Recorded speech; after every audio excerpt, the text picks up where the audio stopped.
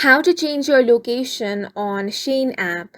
Hi guys, welcome to our channel. Let's begin. In this video, I will guide you on how you can change location on the Shein app. For this, you want to open the Shein app on your device.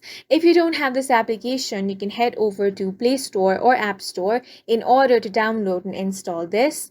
Once you have opened the application, make sure to sign into your account by using your credentials. Once you have been signed in and for some reason you want to change the location, tap on the Me option at the bottom right corner of your screen. From here, you want to tap on the gear icon at the top right corner, which is going to open up your settings. Here you have different options. You want to look for location and then tap on that option.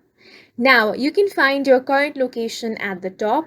If you want to change that, you can simply scroll down and find your location of preference.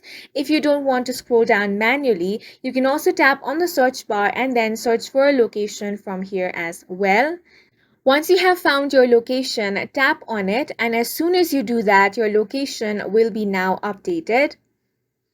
And in this way, you can very easily change your location on the Shein app. And that's it for this video. If you found it helpful, please make sure to hit the like button and subscribe for more videos like this.